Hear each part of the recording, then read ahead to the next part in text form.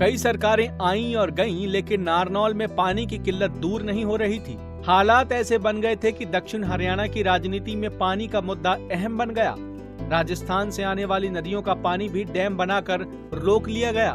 पीने के पानी की किल्लत देख लोगों ने अपनी लड़कियों की शादी इस इलाके में करने से ही मना करने लगे थे। ऐसे में जमीनी जल स्तर को रिचार्ज करने की योजना बनाई बीजेपी विधायक अभय सिंह यादव ने, जिसके बाद हालात कैसे हैं आप इन तस्वीरों में देख सकते हैं। आखिर अभय सिंह यादव ने कैसे किया ये सब और उन्हें किन समस्याओं का सामना करना पड़ा, हर मुद्दे पर हमारे संवाददाता भालेंद्र यादव ने विधायक से खुद बातचीत की। पंजाब केसरी टीवी आज नांगल चौधरी विधानसभा की नदियां हैं उनका दौरा कर रहा है और नांगल चौधरी के विधायक डॉक्टर अभय सिंह यादव को साथ लिया हुआ है और पानी की क्या स्थिति है, उनका क्या विजन था 2014 के अंदर और कितना पानी आज धरातल पर आया है और क्या लोगों के व्यू हैं, तमाम चीज़ जानने के लिए आज हमारे साथ डॉक्टर अभय सिंह यादव जी हैं। और मैं आपको दिखाना चाहूँगा कि इधर जो नदी है, नदी के मुहाने जो कि दोहान नदी है, उसके मुहाने पर खड़े हैं और पानी से जिस तरह से ये भरी हुई चल रही है, ये नहीं है कि ये दक्षिण हरियाणा में खास तौर पर कि ये बरसाती पानी यहाँ का स्थानीय पानी नहीं है, ये नहरी पानी को लिफ्ट इरिगेशन के माध्यम से इसमें डाला गया ताकि ज़मीन का रिचार्ज हो पाए। जिस तरह से हमने दौरा किया है, अब बात करते हैं डॉक्टर साहब से। डॉक्टर साहब, सबसे पहले पंजाब केसरी में आपका स्वागत है। आपसे जानना चाहेंगे कि क्या तो आपने 2014 में जो विजन रखा था कितना शुरू हो पाया है? चलते चलते बात करेंगे सर आपसे। भालेंद्र जी, धन्यवाद आपका।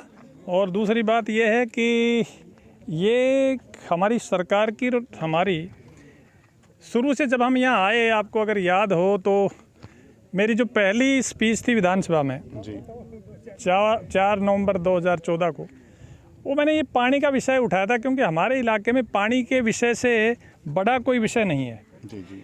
और एक बात हमारे जहन में आई थी उस टाइम भी कि यमुना का फालतू पानी जो बारिश के टाइम में हमें अवेलेबल है काफ़ी मात्रा में, जी। उस पानी को उठाकर महेंद्रगढ़ और भिवानी ज़िले की वाटर बॉडीज़ में डाल दिया जाए तो एक भूमिगत जल का बैंक बन जाएगा जी, रिचार्ज हो जाएगा। और उस स्कीम को हमने आगे बढ़ाया। पहले चरण में इसकी लिफ्ट इरिगेशन सिस्टम की और हालिंग की 143 करोड़ का प्रोजेक्ट माननीय मुख्यमंत्री जी ने मंजूर किया। ज्यों ही लिफ्ट इरिगेशन सिस्टम बिल्कुल ठीक हो गया तो पानी ज़्यादा उठना शुरू हो गया, पानी आना शुरू हो गया और बारिश के टाइम में फसल को ज़रूरत होती नहीं है पानी की, तो हम मोस्टली पानी जोड़ों में, नदियों में डाइवर्ट करवाते हैं। और इस बार क्योंकि 3 महीने से लगातार नहर चल रही है और ये पानी भी हमें मिल रहा है, तो ये सारा आपके सामने है। नदी पूरी तरह रिचार्ज हुई है और आसपास के जो गांव हैं, ट्यूबवेल्स में जहां 1500 2-2000 फीट नीचे पानी था, आप इस नदी के कैचमेंट एरिया में किसी गाँव में घुस जाओ, इसके साथ लगते हुए एरिया में, मतलब 200 फीट से भी कम रह गया अब वाटर टेबल। तो काफ़ी फ़र्क पड़ा है पिछले 4-5 साल में। और इस बार हम, जैसे मैंने अभी आपको दिखाया था, इसको 7.5 किलोमीटर खोद के नहर को आगे ग्रेविटेशन के अगेंस्ट उल्टा ले गए हम, नदी को खोद के, और वहाँ उसमें खानों में पानी डाल रहे हैं।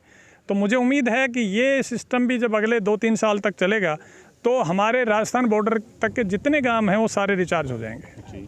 काफ़ी ट्यूबवेल में पानी आ गया है। राजस्थान के करीब 4 ज़िले दक्षिण हरियाणा में जो खास तौर पे उसको कवर करते हैं। आपने सर बचपन आपका यहाँ गुजरा है, पास में आपका ननिहाल है, आपका गांव भी नांगल जी। हम मेरे ननिहाल में खड़े हैं। जी जी। तो मैं आपसे जानना चाहूँगा, पहले यहाँ अच्छा पानी होता था, बरसात भी काफ़ी ज़्यादा होती थी, क्या कारण रहा, किस समय चेंज हुआ और अब ये नौबत आई सर? बालेंद्र जी, मुझे याद है बचपन में जब मैं यहाँ आता था, यहाँ बिल्कुल नज़दीक एक चोलावा कुआं था, 4 नाव चलती थी उसमें जी। और उसके बाद में जब बिजली आ गई तो 7 मोटर उसमें लगी हुई थी, 7.5 हॉर्स पावर की, और वो मोटरें वहाँ 20 साल चली हैं लगातार। तो आप अंदाज़ा लगा लीजिए कितना पानी था नीचे, धरती के नीचे। और उसका कारण ये था कि दोहान नदी में पानी, बरसात का पानी आता था तो एक बार फ्लडिंग होती थी तो सारा रिप्लेनिश हो जाता था। लेकिन अब राजस्थान ने जब से नदियाँ टेम की हैं तो नदी में पानी आना बंद हो गया और इन लोगों के ज़मीन का नीचे का पानी बिल्कुल ख़त्म हो गया था, इकोनॉमी बिल्कुल बैठ गई थी। उसी दिशा में हमने ये प्रयास किया है। मेरे को अच्छे से याद है 2014 में मैंने आपका एक इंटरव्यू किया था जब आप राजनीति में आने की बात कर रहे थे। भले ही आप राजनीति के माध्यम से किसी अन्य माध्यम से सुझाव दे करके आप बात कर रहे थे, आपने एक जगह रखा था कि जो दोहान नदी है उसके ऊपर से एक नहर आप गुजारेंगे ब्रिज के माध्यम से। क्या वो सिरे चढ़ पाया सर? हाँ, वो बना दिया एक यहाँ एक्वाडक्ट अपने इसी नदी पे आगे चल के देखोगे एक्वाडक्ट बना हुआ है, जो पहले साइफन था, नीचे से धरती के नीचे से पानी आता था, अब ऊपर पुल बना दिया, उसमें से एक्वाडक्ट में से पानी आता है। क्या क्या समस्याएं आपके सामने आई? राजनीति अगर बात करें तो एंगल से भौगोलिक परिस्थितियां चुनौतियां हैं ही, नो डाउट इसमें, लेकिन आपकी राजनीतिक क्या चुनौतियां खास तौर पे आई आपके सामने? मुझे नहीं लगता कि राजनीतिक इसमें कोई चुनौती थी, बल्कि राजनीति का तो सहयोग मिला है। पहली बार कोई सरकार आई जिसकी राजनीतिक इच्छा शक्ति इस इलाके के पानी की स्थिति को सुधारने की थी, और सरकार की राजनीतिक इच्छा शक्ति के बिना बलेंद्र जी कोई भी विधायक व्यक्तिगत रूप से कुछ नहीं कर सकता। तो ये सरकार की ही नीति थी, उनकी इच्छा शक्ति थी, और उसको हमने आगे बढ़ाया और ये सारा कामयाब हुआ है।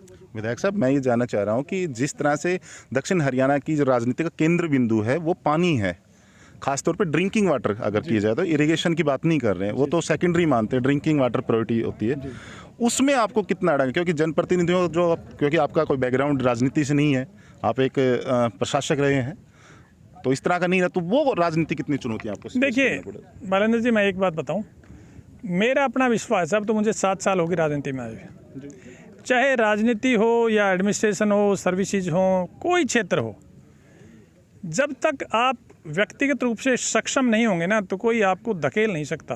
धक्का मार के कुछ दूरी चला जा सकता है, लेकिन जब तक आप सेल्फ स्टार्ट नहीं होंगे तब तक बात नहीं बनेगी।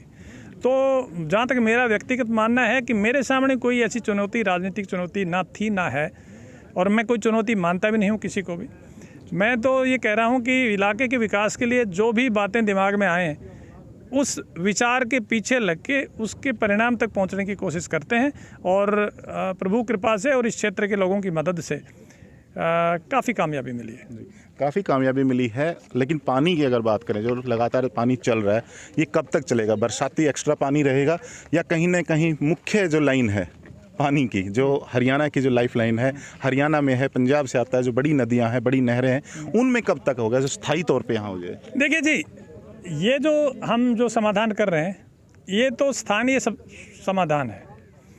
पानी SYL का जब डिस्प्यूट ख़त्म हो जाएगा, हाँसी बुटाना से हमें पानी मिलना शुरू हो जाएगा। और तीसरी बात यह है कि जब यमुना पे जो प्रस्तावित बांध हैं, जिन पे कुछ पे तो काम प्रक्रिया शुरू भी हो चुकी है, जो लखवार, किसाऊ, रेणुका वगैरह जो बांध है, ये बांध जब बन जाएंगे जी, उस समय मैं समझता हूँ कि इस इलाके की पानी की समस्या काफ़ी हद तक उसका हल हो जाएगा। सुप्रीम कोर्ट तो पहले ही हरियाणा के पक्ष में फैसला दे चुका है, पिछली बार पंजाब में भी बीजेपी की सरकार रही थी सर।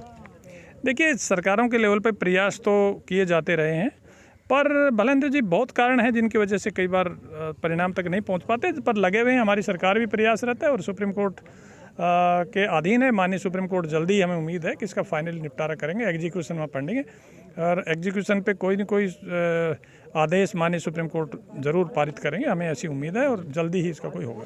क्या डॉक्टर अभय सिंह यादव जी, नांगल चौधरी विधानसभा, खासतौर पर जिला महेंद्रगढ़ की अगर बात करूं, उनसे वायदा कर सकते हैं कि पानी जल्दी स्थायी हो जाएगा? देखिए, वायदे की बात नहीं, प्रयास का तो वायदा मैं पहले से ही कर रहा हूँ और हम कर रहे हैं।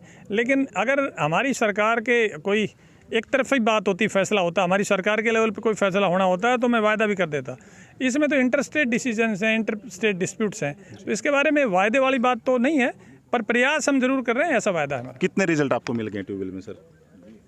जहाँ तक ये रिचार्ज की बात है जी जी, इसमें तो हम काफ़ी कामयाब हुए। मैंने अभी आपको बताया था कि इस क्षेत्र के आसपास लोग हैं, लोगों से पता कीजिए, किसी भी ट्यूबवेल पास, नदी के किनारे किसी ट्यूबवेल पास चली जाइए और उसको चला के देखिए, आपको पता लग जाएगा कितना फ़र्क पड़ा है। जी जी, बहुत बहुत शुक्रिया सर, धन्यवाद सर, हमसे बातचीत करने के लिए। डॉक्टर अभय सिंह जी हैं, जिनका मानना है, कहना है कि लगातार पानी की उन्होंने द्वारा प्रयास किए गए हैं, लेकिन इनके द्वारा स्थायी प्रयास को लेकर भी लगातार सुप्रीम कोर्ट जिस तरह इनके पक्ष में फैसला दिया है और उनको भी लागू करने के लिए प्रयासरत हैं। निश्चित तौर पर रिजल्ट मिलेंगे, कहीं ना कहीं देखना होगा। कैमरा पर्सन भूप सिंह के साथ भालेंद्र यादव, पंजाब केसरी टीवी, नारनौल। हमसे जुड़े रहने के लिए हमारे YouTube चैनल को सब्सक्राइब करें और नई वीडियो की नोटिफिकेशन के लिए बेल आइकॉन को दबाएं। अगर आप ये वीडियो Facebook पर देख रहे हैं तो लाइक जरूर करें और ज्यादा से ज्यादा शेयर करें। धन्यवाद।